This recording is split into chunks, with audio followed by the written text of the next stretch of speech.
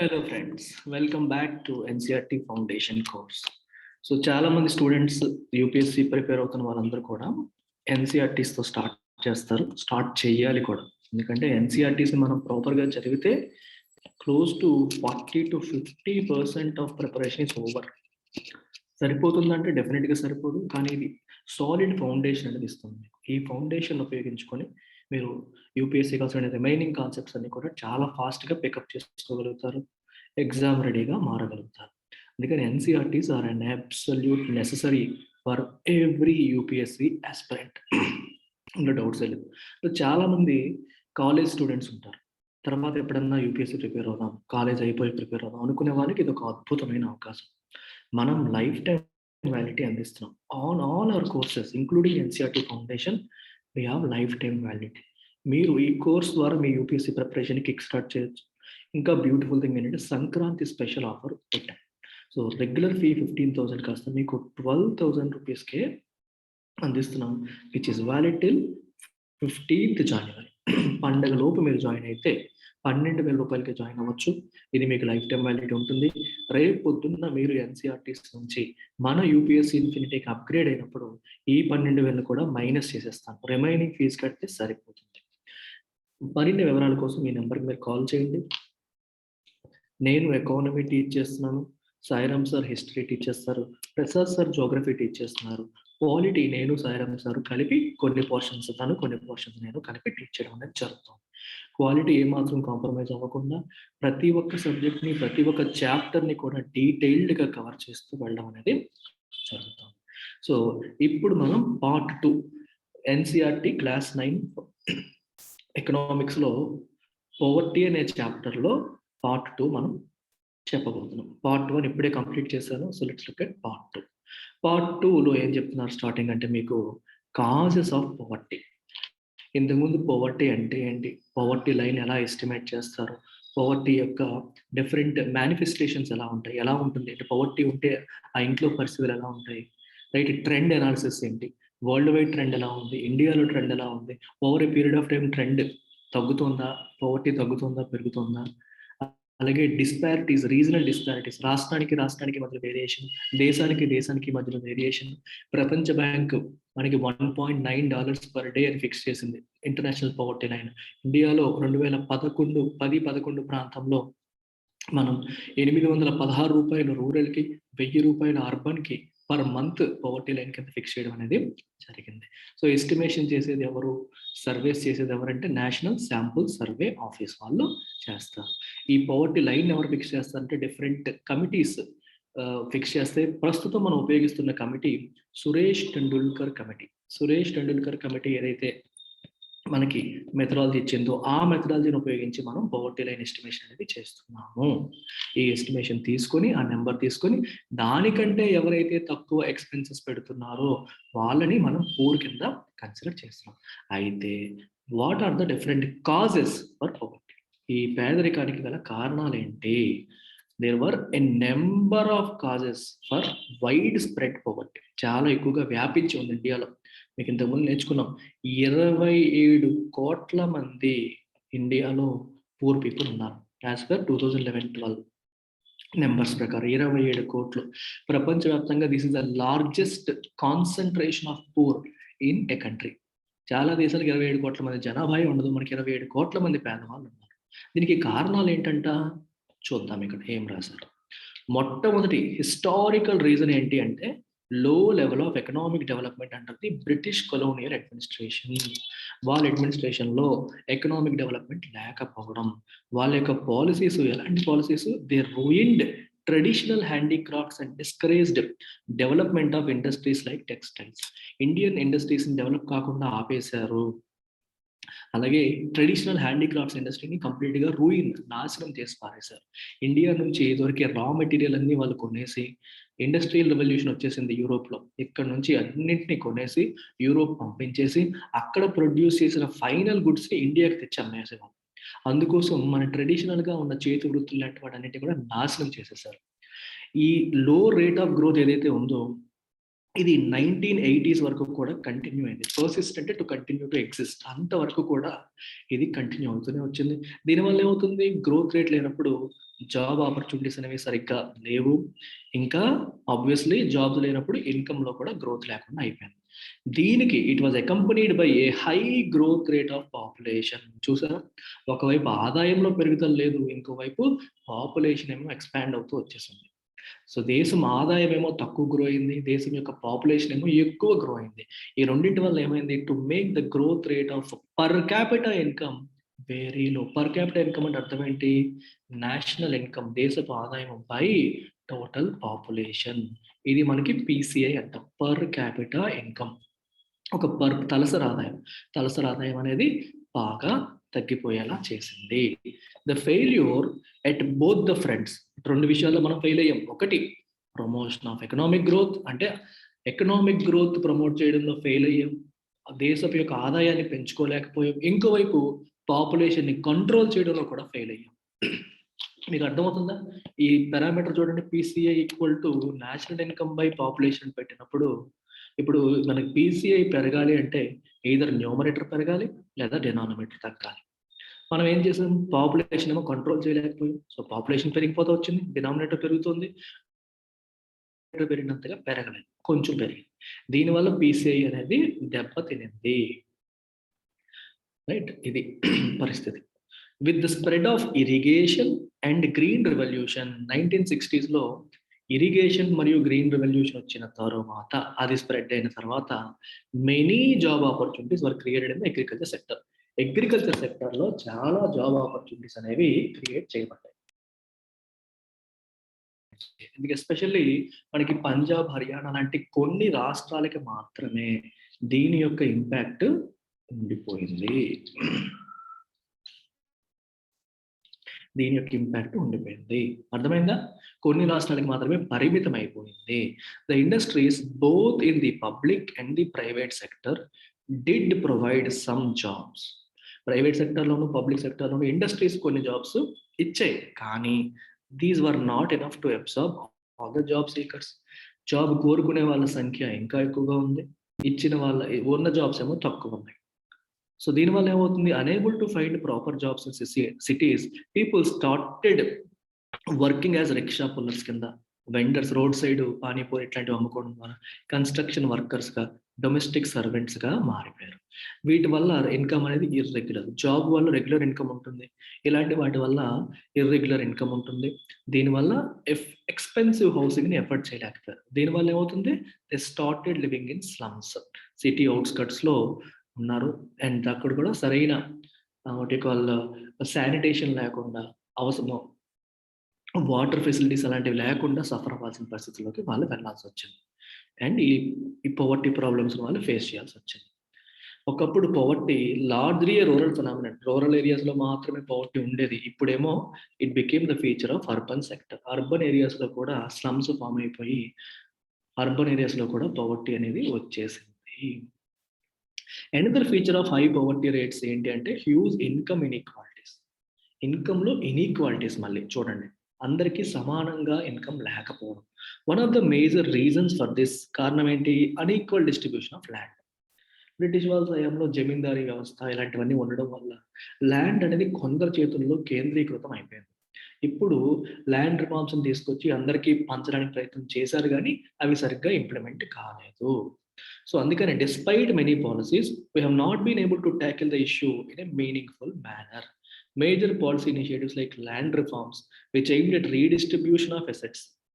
India తనను తాను socialist కంట్రీగా ప్రకటించుకుంది. మన ప్రియాంబుల్ మనం చదివేటప్పుడు కూడా సోషలిస్ట్, సెక్యులర్, సోవరైన్ 3 పదాలు మనకి కనిపిస్తాయి. అంటే ఒరిజినల్గా సోషలిస్ట్ అనే పదం లేనప్పటికీ కూడా ఈవెన్ మీరు ప్రియాంబుల్లో equality of status and opportunity అనేది మనం చూస్తాం. సో ఇవన్నీ దేన్ని ఇండికేట్ చేస్తున్నాయి, సొసైటీలో ఉన్న ఇన్ఈక్వాలిటీస్ని మనం రిమూవ్ చేయాలి. ఈవెన్ ఇన్ మన డైరెక్టివ్ ప్రిన్సిపల్స్ ఆఫ్ స్టేట్ పాలసీని మీరు చదివేటప్పుడు కూడా ఈగాలిటేరియన్ సొసైటీ కావాలనేది మెన్షన్ చేశారు. సో ప్రభుత్వం యొక్క పాలసీలు అనేవి సమాజంలో ఉన్న అసమానతలు అనేవి సోషల్ ఇన్ఈక్వాలిటీస్, సామాజిక అసమానతలు, అలాగే ఇన్కమ్ ఇన్ఈక్వాలిటీస్, ఆర్థికపరమైన అసమానతలు కూడా తొలగించాలి. దానికోసం ప్రభుత్వం తీసుకున్న ఒక యాక్షన్ ఏంటి, ల్యాండ్ రిఫార్మ్స్. దీని యొక్క ఆబ్జెక్టివ్ ఏంటి? Redistribution of assets in rural areas. అందరి చేతుల్లో, ఒకళ్ళ చేతిలో కేంద్రీకృతం కాకుండా ల్యాండ్ సీలింగ్ లాంటి యాక్ట్స్ తీసుకొచ్చి పరిమితం చేసి మీరు రీడిస్ట్రిబ్యూట్ చేయడానికి ప్రయత్నం చేశారు. కానీ these have not been implemented ప్రాపర్గా ఇంప్లిమెంట్ చేయలేకపోయారు. And most of the state government చేయలేకపోయాయి. Since lack of land resources has been one of the major causes of poverty in India, proper implementation of policy could have improved the life of millions of rural. అదే main problem కాబట్టి అది సరిగ్గా మనం implement చేసి ఉంటే ఎంతో మంది జీవితాలను మనం ఇంప్రూవ్ చేయగలిగే వాళ్ళము. Right. Many other socio cultural and economic factors also are responsible for poverty. పవర్టీకి ఇంకా కొన్ని కారణాలు ఉన్నాయి. ఏంటో చూడండి. ఎందుకంటే ప్రతి పల్లెటూరులో మీరు తీసుకుంటే పేదవాడు అవని డబ్బున్నవాడు కాదు, ఊర్లో కొన్ని they have to fulfil some social obligations. అమ్మవారి పండుగలని అవన్నీ ఇవన్నీ వాళ్ళు చేయాల్సి ఉంటుంది. డబ్బులున్నా లేకపోయినా సరే they have to observe certain religious ceremonies, మతపరమైనవి. అలాగే ఊర్లో చేసే అమ్మవారి పండుగలు లేదా ఇంటి పండుగలు ఇట్లాంటివి ఉంటాయి. అవన్నీ కూడా వాళ్ళు ఫుల్ఫిల్ చేయాలి. రైట్. దానికోసం they spend a lot of money. ఖర్చు అనేది ఎప్పుడు ఫుడ్ కోసం, చదువు కోసం మాత్రమే కాదు, ఇలాంటి రిలీజియస్ అండ్ కల్చరల్ ఇష్యూస్ పైన కూడా స్పెండ్ చేయాల్సిన అవసరాలు అనేవి పూర్ ఫ్యామిలీస్కి కూడా వస్తున్నాయి. పల్లెటూరులో ఉండి అందరూ చేస్తారు, మనం చేయకపోతే మన గురించి ఏమనుకుంటారో, దేవుడు మనల్ని శపిస్తాడేమో, మనకి నష్టం జరుగుతుందేమో అన్న భయాలతో కూడా వాళ్ళు ఇవన్నీ చేస్తూ ఉంటారు. వాటి కోసం కూడా లాట్ ఆఫ్ మనీ స్పెండ్ చేస్తూ ఉంటారు. స్మాల్ ఫార్మర్స్ తీసుకుంటే వాళ్ళకేమో అగ్రికల్చరల్ ఇన్పుట్స్ కోసం మనీ కావాలి, సీడ్స్, ఫెర్టిలైజర్స్, పెస్టిసైడ్స్ ఇట్లాంటి వాటికి. పూర్ పీపుల్కి సేవింగ్స్ అనేవి జనరల్గా ఉండవు కాబట్టి వాళ్ళు ఏం చేస్తారు? అప్పు తీసుకుంటారు. అప్పు తీసుకొని పవర్టీ వల్ల తిరిగి చెల్లించలేక they become victims of indebtedness. Indebted అంటే అర్థం ఏంటి? రుణపడిపోవడం అనమాట. పూర్తిగా అప్పులు పాలైపోవడం అవుతారు. దానివల్ల వాళ్ళు దాని యొక్క బాధితులుగా మారిపోతున్నారు. So the high level of indebtedness is both the cause and effect of poverty. అర్థమైందా? అర్థం ఏంటి? ఇండెటెడ్నెస్ అన్నాను. ఇండెటెడ్నెస్ అంటే అర్థం ఏంటి? అప్పుల పాలైపోవడం వల్ల కూడా పవర్టీ వస్తుంది.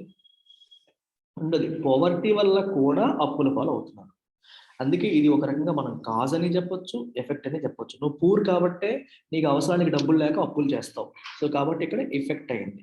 పూర్ అనేది కాజు, పవర్టీ కాజు, దాని యొక్క ఎఫెక్ట్ ఇండెటెడ్నెస్ అయింది.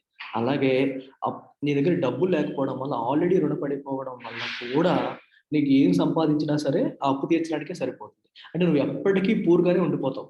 Today you might have earned, కానీ ఆల్రెడీ అప్పుల పాలు అయిపోవడం వల్ల, అప్పులు వడ్డీలు తీర్చడానికే సంపాదించినంత వెళ్ళిపోవడం వల్ల ఎప్పటికీ పూర్గానే మిగిలిపోతున్నావు. సో ఇది కారణమయ్యి దానివల్ల కూడా పూర్గా మిగిలిపోతున్నారు. మీకు అర్థమైందా? అప్పుల పాలు అవ్వడం వల్ల పూర్గా మిగిలిపోతున్నారు, పూర్ అవ్వడం వల్ల కూడా అప్పుల పాలు అవుతున్నారు. So it is two way. అటు నుంచి ఇటు రెండు కూడా మనం చూడొచ్చు. Now let's look at anti poverty measures. ఇప్పుడు కాజెస్ మనం ఎక్స్ప్లోర్ చేసాం. ఎందువల్ల పేదరికం వస్తుంది అనేది మనం చూసాం. ఎందువల్ల పవర్టీ వస్తుందో చూసాం. మరి ఈ పవర్టీని ఎదుర్కోవడానికి, పవర్టీని రిమూవ్ చేయడానికి ప్రభుత్వం తీసుకున్న చర్యలు కూడా మనం చూడాలి. Removal of poverty has been one of the major objectives of Indian developmental strategy. Day 1 నుంచి కూడా మన మేజర్ ఆబ్జెక్టివ్ ఏంటమ్మా? One of the major objectives poverty remove చేయండి. మహాత్మా గాంధీ గారు ఏమన్నారు? ఏ రోజైతే పూర్ పీపుల్ని మనం హ్యూమన్ సఫరింగ్ నుంచి బయటపడేస్తామో ఆ రోజే ఇండియన్స్ కి నిజమైన స్వతంత్రం వచ్చినట్లు. The current anti poverty strategy of India is based on 2 planks. ఒకటి ప్రమోషన్ ఆఫ్ ఎకనామిక్ గ్రోత్, రెండోది targeted anti poverty programmes. Careful గా అబ్జర్వ్ చేయండి. ఇది మీరు ఎలా అర్థం చేసుకోవాలి ఒక్కసారి మనం చూద్దాం. 2 రకాలుగా మనం చూడాలి. మొదటిది ఎకనామిక్ గ్రోత్, రెండవది anti poverty measures. Economic growth ఏం చేస్తుంది? ఇట్ క్రియేట్స్ జాబ్స్ ని క్రియేట్ చేస్తుంది. జాబ్స్ ని క్రియేట్ చేయడం వల్ల more people get opportunities to earn money. వాళ్ళు అవకాశాలు పొందుతారు, డబ్బు సంపాదిస్తారు. తద్వారా they will come out of poverty line పైకి వచ్చేస్తారు. ఇది మొదటిది. ఎకనామిక్ గ్రోత్ చేయడం వల్ల, అంటే ఎకనామిక్ గ్రోత్ కోసం పోరాటం చేయడం వల్ల, ఫైట్ చేయడం వల్ల, అంటే ఇండస్ట్రియల్ డెవలప్మెంట్ పైన ఫోకస్ చేయడం వల్ల ట్రికిల్ డౌన్ ఎఫెక్ట్ సాధించి మనం ఇది చేయగలుగుతాం మొదటిది. రెండవది ఏంటి అంటే ఎకనామిక్ గ్రోత్తో సంబంధం లేకుండా ఎవరెవరైతే కింద ఉన్నారో వీళ్ళని ఫోకస్ చేసి ప్రభుత్వం డైరెక్ట్గా, ఇదేంటిది ఇండైరెక్ట్ వే, ఆర్థిక వ్యవస్థ పైన ఫోకస్ చేయడం ద్వారా ఇండైరెక్ట్గా జాబ్స్ క్రియేట్ అవుతాయి. దాని ద్వారా వీళ్ళకి ఉద్యోగాలు వస్తాయి, అవకాశాలు వస్తాయి, బయటకు వస్తారు. అలా కాకుండా డైరెక్ట్గా వీళ్ళని టార్గెట్ చేసి ఎయిదర్ వీళ్ళకి మనీ ట్రాన్స్ఫర్ ద్వారా లేదా జాబ్ ఆపర్చునిటీస్ క్రియేట్ చేయడం ద్వారా, డైరెక్ట్గా ప్రభుత్వమే జాబ్ ఆపర్చునిటీస్ లేదా వర్క్ ప్రొవైడ్ చేయడం ద్వారా, లేకపోతే సెల్ఫ్ ఎంప్లాయ్మెంట్కి అవసరమైన ఫండ్స్ ఇవ్వడం ద్వారా, ఇలాంటి వాటి ద్వారా కూడా వీళ్ళకి అవకాశాలు కల్పించి పవర్టీ లైన్ పైకి లిఫ్ట్ చేసే కార్యక్రమాలు మనకి యాంటీ పవర్టీ మెజర్స్. ఇది డైరెక్ట్ అనమాట. డైరెక్ట్గా వాళ్ళని టార్గెట్ చేయడం. అది మొదటిది. మన పని మనం ఎకనామిక్ గ్రోత్ అవుతుంటే ఆటోమేటిక్గా people will come out of it అనేది మొదటిది. సో 2 అంశాలు, రెండింటి పైన బేస్ చేసుకొని ఇది ఉంది. మొదటిది ప్రమోషన్ ఆఫ్ ఎకనామిక్ గ్రోత్, రెండవది టార్గెటెడ్ యాంటీ పవర్టీ ప్రోగ్రామ్స్. ఇవన్నీ మీకు ఎలా హెల్ప్ అవుతాయి? మెయిన్స్లో ఆన్సర్ రైటింగ్ చేసినప్పుడు పవర్టీ ఎలిమినేషన్ కోసం ప్రభుత్వం చేసే చర్యల్ని మీరు మాట్లాడేటప్పుడు మీరు బ్రాడ్గా ఇలా వాటిని సెగ్రిగేట్ చేయవచ్చు. గవర్నమెంట్ తీసుకునే యాక్టివిటీస్ని over a period of 30 years lasting up to the early 80s, అంటే 1980s, 1980 నుంచి 85 వరకు కూడా there were little per capita income growth. తలసరి ఆదాయంలో గ్రోత్ అనేది నథింగ్, ఏం లేదు. And not much reduction in poverty. పవర్టీలో రిడక్షన్ కూడా ఎక్కువగా లేదు. Official poverty estimates which were about 45% in the early 1950s.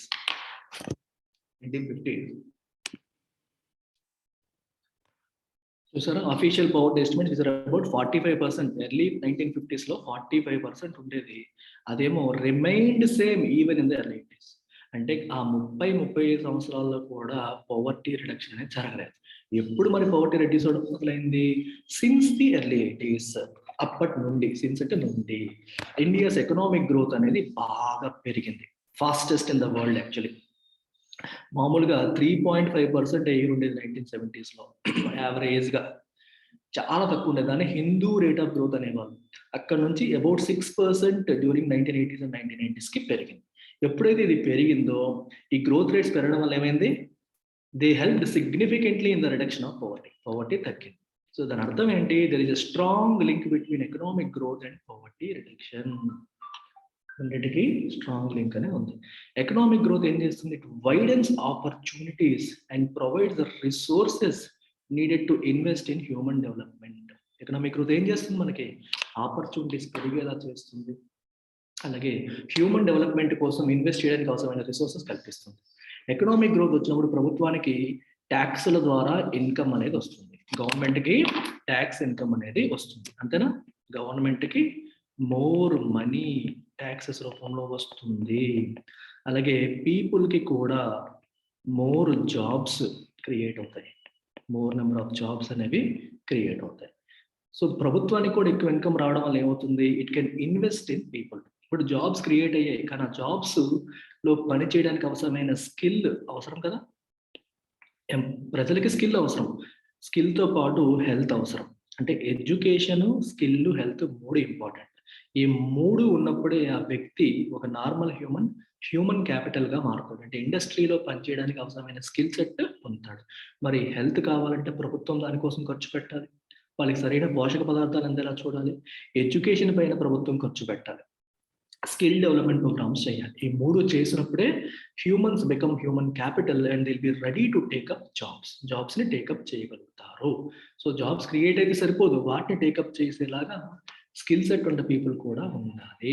అది ఎప్పుడవుతుంది? ఎకనామిక్ గ్రోత్ వచ్చినప్పుడు, ఇన్కమ్ పెరిగి ప్రభుత్వానికి ఆదాయం పెరిగినప్పుడు government can invest in these activities which make people ready for jobs. అది అందుకే స్ట్రాంగ్ లింక్ ఉంటుందని చెప్తాం. దిస్ ఆల్సో ఎంకరేజెస్ పీపుల్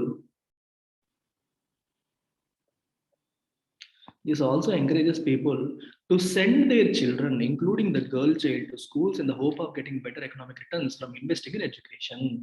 రేపు పొద్దున్న వీళ్ళకి చదువు పూర్తయ్యాక వీళ్ళకి ఉద్యోగాలు వస్తాయి అని ఆశ కలిగితే వాళ్ళు ఏం చేస్తారు, వీళ్ళకి చదువు పైన మనం పెట్టుబడి పెట్టినా రేపు పొద్దున్న వాడు ఉద్యోగం సంపాదించుకొని మనల్ని పోషిస్తాడు. మామూలుగా చదివితే వాడికి మంచిది అనుకుంటే పంపించరు. చదివితే వాడికి రేపు పొద్దున ఉద్యోగం వస్తుంది, కుటుంబాన్ని చూసుకుంటాడనే నమ్మకం కలిగితే అప్పుడు పంపిస్తారు. అర్థమైందా? This is very very important. Very, very important. However, the poor may not be able to take direct advantage from the opportunities created by economic growth. ఊరికి డైరెక్ట్గా దీనివల్ల డైరెక్ట్ అడ్వాంటేజ్ ఉండకపోవచ్చు. Moreover, growth in the agriculture sector is much below expectations. అనుకున్నంత growth మనకి agriculture సెక్టర్లో రాలేదు. ఊరికి ఎందుకు డైరెక్ట్ ఆపర్చునిటీస్ లేవు అంటే వాళ్ళు సరైన చదువు లేకపోవడం వల్ల, హెల్త్ లేకపోవడం వల్ల, పిల్లల్ని సరిగ్గా చదివించలేక, ఆరోగ్యవంతంగా తీర్చిదిద్దుకోవడం వల్ల ఎకనామిక్ ఆపర్చునిటీస్ క్రియేట్ అయినప్పటికీ కూడా వాటికి తగ్గట్టుగా వీళ్ళు లేకపోవడం వల్ల, ఆపర్చునిటీస్ లేక మళ్ళీ వాళ్ళ అమ్మా నాన్న ఏం చేస్తారు, పిల్లలు కూడా అదే చేసుకునే పరిస్థితి మనం చూస్తున్నాం. రెండోది, రూరల్ ఏరియాస్ అగ్రికల్చర్ సెక్టర్లో వచ్చిన గ్రోత్ ఏదైతే ఉందో అది కంటే చాలా తక్కువ ఉంది. This has a direct bearing on poverty, as a large number of poor people live in villages and are dependent on agriculture. అర్థమైందా? అగ్రికల్చర్ సెక్టర్లో సరైన గ్రోత్ లేకపోవడం వల్ల ఏమైంది, ఎక్కువ మంది పూర్ పీపుల్ విలేజెస్లో ఉంటారు. వాళ్ళకి అగ్రికల్చర్లో ఇన్కమ్ పెరగకపోవడం వల్ల, వాళ్ళకి డైలీ వేజెస్ పెరగకపోవడం వల్ల వాళ్ళు ఇంకా పేదరికంలో ఉండిపోయే పరిస్థితులు వచ్చేసాయి. అందుకనే ఇలాంటి పరిస్థితుల్లో there is a clear need for targeted anti-poverty programs. అంటే ఓన్లీ ఎకనామిక్ గ్రోత్ పైన ఆధారపడితే మనం పోవర్టీని పోవర్టీ నుంచి ప్రజలు బయటికి తీసుకురాలేము. మీకు స్టార్టింగ్ లో చెప్పాను, 2 ప్లాన్స్, ఒకటి ఎకనామిక్ గ్రోత్, రెండవది anti poverty measures. Only economic growth పైనే ఫోకస్ చేస్తే మనం జాబ్ ఆపర్చునిటీస్ క్రియేట్ చేయగలుగుతాం, కానీ ఆ ఆపర్చునిటీస్ ని అందుకునే కెపాసిటీ పూర్కి లేకపోతే, స్కిల్స్ లేకపోతే వాళ్ళు అక్కడే ఉండిపోతారు. అందుకని డైరెక్ట్ గా వాళ్ళని టార్గెట్ చేసే కార్యక్రమాలు కూడా అవసరము. అందుకనే టార్గెటెడ్ యాంటీ పవర్టీ ప్రోగ్రామ్స్ అవసరం. ఇందులో చాలా ఇంపార్టెంట్ ప్రోగ్రామ్స్ పేర్లు రాశారు, మీరు అవన్నీ నోట్ చేసుకోవాలి. Although there are so many schemes.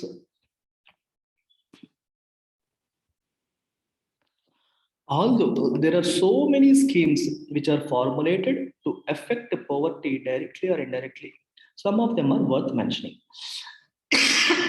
Sorry. పవర్టీని తగ్గించడానికి చాలా స్కీమ్స్ తీసుకొచ్చినప్పటికీ కొన్ని ఇంపార్టెంట్ ఏంటవి చూడండి. Mahatma Gandhi national rural employment guarantee act. మీరు పవర్టీ గురించి ఎప్పుడు ఆన్సర్ రాసినా మొట్టమొదట మెన్షన్ చేయాల్సిన స్కీమ్ వచ్చేసి Mahatma Gandhi national rural employment guarantee act 2005. it aims to provide 100 days of wage employment to every household to ensure livelihood security in rural areas. Rural ఏరియాస్లో ఉన్న వాళ్ళకి లైవ్లీహుడ్, బతకడానికి సరిపడా భద్రత కల్పించడానికి ఇది హెల్ప్ అవుతుంది. Mahatma Gandhi national rural employment guarantee act. కనీసం 100 పని దినాలు కల్పించడం దీని యొక్క ప్రధాన కర్తవ్యం, ఆబ్జెక్టివ్ అన్నమాట. It also aimed at sustainable development to address the cause of drought, deforestation, soil erosion. చూసారా, అంటే ఎలాగూ 100 పని దినాలు కల్పిస్తారు కాబట్టి వాటినే ఉపయోగించి సస్టైనబుల్ డెవలప్మెంట్ పైన కూడా ఏం చేస్తారు. సస్టైనబుల్ డెవలప్మెంట్ అంటే అర్థం ఏంటి? Development which doesn't cause any harm to environment. ఎన్వైరన్మెంట్కి ఎటువంటి హాని కలిగించని డెవలప్మెంట్ సస్టైనబుల్ డెవలప్మెంట్ అంటాం. డ్రౌట్ మనం ఫేస్ చేస్తున్నాం, డిఫారెస్టేషన్ చూస్తున్నాం, అంటే దీంట్లో భాగంగా మొక్కలు నాటడం కావచ్చు, సాయిల్ ఎరోజన్ ఫేస్ చేస్తున్నాం. ఇలాంటి ప్రాబ్లమ్స్ అన్నిటినీ చెరువుల్లో పూడికలు తీయడం కానీ, మొక్కలు నాటడం కానీ, ఈ చిన్న చిన్నవి ఊర్లలో అవసరమైనవి ఇంకుడు గుంతలు తవ్వించడం కానీ, ఇట్లాంటి కార్యక్రమాలు కూడా దీని ద్వారా చేయిస్తూ ఉంటారు. సో పనిలో పని ఎంప్లాయ్మెంట్ క్రియేట్ అవుతుంది, అలాగే సస్టైనబుల్ డెవలప్మెంట్కి అవసరమైన ఆస్పెక్ట్స్ కూడా సార్ట్ అవుట్ అవుతాయి. 1/3 ఆఫ్ ప్రపోజ్డ్ జాబ్స్ ఏమో ఉమెన్కి రిజర్వ్ చేశారు. అలాగే 220 కోట్ల పర్సెంటేజ్ ఆఫ్ వర్క్ 4.78 కోట్ల హౌస్ హోల్డ్స్కి అందించడం అనేది జరుగుతుంది. ఎస్సీ ఎస్టీ ఉమెన్కి, మనకి ఎస్సీకేమో 23%, ఎస్టీకేమో 17%, ఉమెన్కి 53% పని దినాలు కల్పిస్తున్నారు. యావరేజ్ వేజ్ ఒకప్పుడు 65 రూపాయలు ఉండేది, ఇప్పుడు 2006-07 ఇప్పుడు 132 అయింది ఇండియా వైడ్ యావరేజ్ వేజ్. ఇది రీసెంట్గా మార్చ్ 2018లో కూడా అన్‌స్కిల్డ్ మాన్యువల్ వర్కర్స్‌కి వేజ్ రేట్‌ని రివైజ్ చేశాడు. స్టేట్ వైజ్ తీసుకుంటే మీకు హైయెస్ట్ వచ్చేసి ₹281 పర్ డే ఉంది హర్యానాలో. లోయెస్ట్ వచ్చేసి ₹168 పర్ డే ఉంది బీహార్ అండ్ జార్ఖండ్‌లో. ఇది మొదటి స్కీమ్ మన్రేగా. రెండోది PMRY, prime minister Rozgar Yojana. Prime minister Rozgar Yojana యొక్క ఆబ్జెక్టివ్ ఏంటి? ఇది 1993లో క్రియేట్ అయింది. The aim of this programme is to create self employment opportunities. ఒక ఆటో నడుపుకుంటాను, ఓకే, పిఎం రోజ్గార్ యోజన ప్రకారం కొంత డబ్బులు ఇస్తారు, సెల్ఫ్ ఎంప్లాయ్మెంట్ క్రియేట్ అయిపోయింది. లేదా ఒక చిన్న షాప్ పెట్టుకుంటాను, ఇస్తారు, ఇలా అనమాట.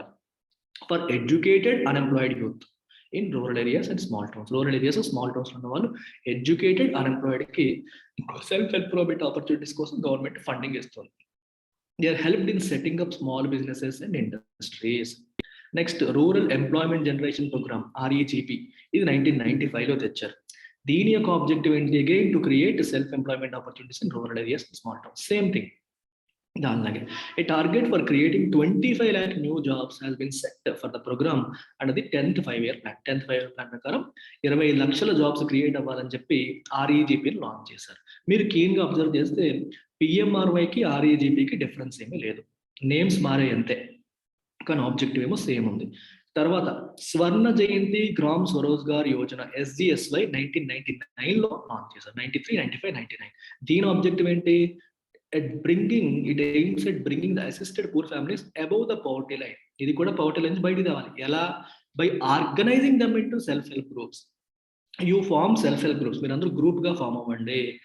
మీరు ఫామ్ చేసి వాళ్ళకి బ్యాంకుల ద్వారా అప్పులు ఇవ్వడము, అలాగే గవర్నమెంట్ సబ్సిడైజ్ చేయడం. ఫర్ ఎగ్జాంపుల్, ఒక 10 మంది ఉమెన్ కలిపి ఒక సహకారం, డ్వాక్రా మహిళలు అంటాం ఆంధ్రాలో, గ్రూప్గా ఫామ్ అయ్యారనుకోండి, ఒక చిన్న టైలరింగ్ ఇండస్ట్రీ ఏదేదో ఒకటి మొదలు పెట్టారనుకోండి, గవర్నమెంట్ దానికి వాళ్ళకి అయ్యే ఖర్చుని సబ్సిడైజ్ చేయడం లేదా బ్యాంక్ ద్వారా అప్పు ఇప్పించడం లాంటి కార్యక్రమాల ద్వారా సెల్ఫ్ ఎంప్లాయ్మెంట్ క్రియేట్ చేయడానికి ప్రయత్నం చేస్తుంది. నెక్స్ట్ ప్రధాన మంత్రి గ్రామోదయ యోజన PMGY, ఇది 2000లో లాంచ్ చేశారు.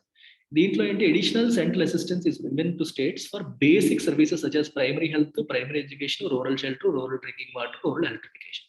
ఇందులో ఎంప్లాయ్మెంట్ కాదు, రిసోర్సెస్ని ప్రొవైడ్ చేయడానికి ప్రయత్నం జరుగుతుంది.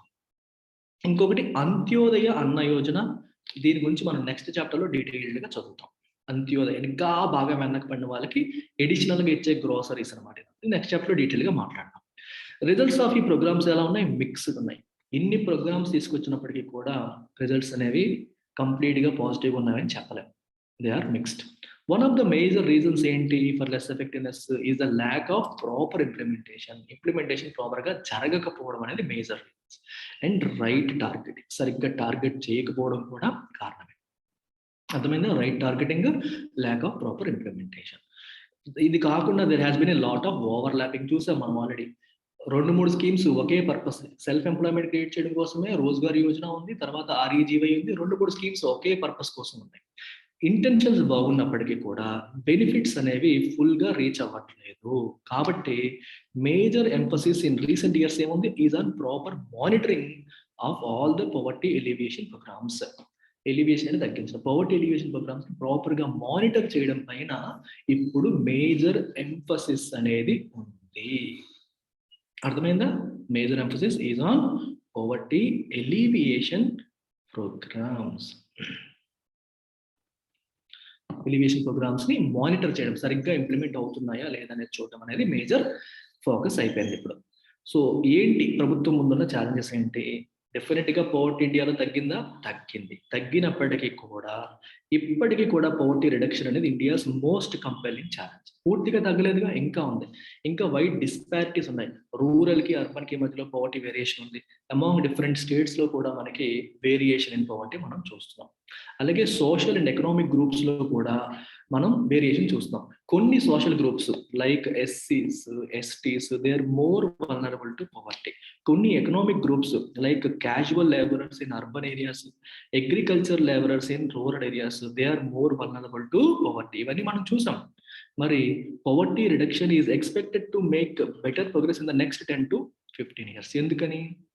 because of higher economic growth, increasing stress on universal free elementary education, declining population growth, increasing empowerment of women and economically weaker sections of society. Combination of both economic growth and anti-poverty measures వల్ల next 10-15 years లో ఇంకా better progress మనం చూడబోతున్నామని చెప్పి రాశారనమాట. అయితే చాలా important, official definition of poverty అనేది కేవలం లిమిటెడ్ పార్ట్ ని క్యాప్చర్ చేస్తుంది. ఏంటది? A minimum or subsistence level of living rather than reasonable level of living. గుర్తుపెట్టుకోండి, ఒక మనిషి minimum food, minimum income, minimum subsistence బతకడానికి ఏం కావాలి అనేది మనం క్యాప్చర్ చేస్తున్నాం. ఎలాగోలాగా కడుపు నిండుగా బతికేస్తే సరిపోయిందా? సరిపోదు కదా. అదొకటే మనం చూడకూడదు కదా. వాళ్ళకి సొసైటీలో నలుగురిలో ఎక్స్క్లూజన్ అనేది లేకుండా ఉందా లేదా, సరైన విద్య అందుతుందా లేదా, యాక్సెస్ టు హెల్త్ కేర్ ఉందా లేదా, రైట్, సరైన ఆపర్చునిటీస్, ఎకనామిక్ ఆపర్చునిటీస్ అందుతున్నాయా లేదా, sanitation, water, clean air, clothing, ఇలా చాలా పారామీటర్స్ ఉన్నాయి. ఇవన్నీ ఉంటేనే ఒక రీజనబుల్ స్టాండర్డ్ ఆఫ్ లివింగ్ ఉన్నట్టు. ఓన్లీ ఫుడ్ సరిపడినంత వీళ్ళు చెప్పిన పవర్టీ లైన్ కంటే ఎక్కువ సంపాదించేస్తే, ఎక్కువ ఖర్చు పెట్టేస్తే బాగుంది అని చూడటం సరిపోదు. ఇంకా బ్రాడ్ గా మనం పవర్టీని చూడాల్సిన అవసరం ఉంది అని చెప్తున్నారు. అందుకే మెనీ స్కాలర్స్ ఏం అడ్వకేట్ చేస్తున్నారు? We must broaden the concept into human poverty. Economic poverty కాదు, ఇంకా ఎక్కువ బ్రాడెన్ చేయాలి. Right, a large number of people may have been able to feed themselves, కడుపు నింపుకుంటున్నారు. కానీ డూ దే హ్యావ్ ఎడ్యుకేషన్? చదువు ఉందా? షెల్టర్ ఉందా? హెల్త్ కేర్ ఉందా? జాబ్ సెక్యూరిటీ ఉందా? సెల్ఫ్ కాన్ఫిడెన్స్ ఉందా? Are they free from caste and gender discrimination? No. Child labour ఇంకా ఉందా లేదా? వరల్డ్ వైడ్ ఎక్స్పీరియన్స్ మనకి ఏం చెప్తుంది? With development, definition of what constitutes poverty also changes. So poverty అంటే ఎంతసేపు కూడా ఫుడ్ వరకే కాదు, మిగిలిన అంశాలను చూడాల్సిన అవసరం అనేది ఉంది. So eradication of poverty is always a moving target. Hopefully, we will be able to provide the minimum necessary in terms of only income to all people by end of next decade. అర్థమైందా? Minimum income అనేది ఉండాలి. Only food కోసమే కాదు, మిగిలినన్నిటికీ కూడా.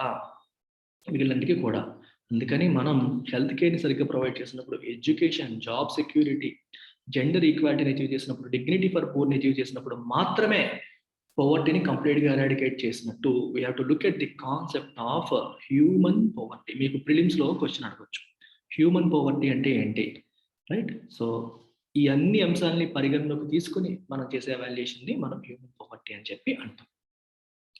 That's about it అమ్మా. Take care. Let's catch up in the next lesson. Take care. By.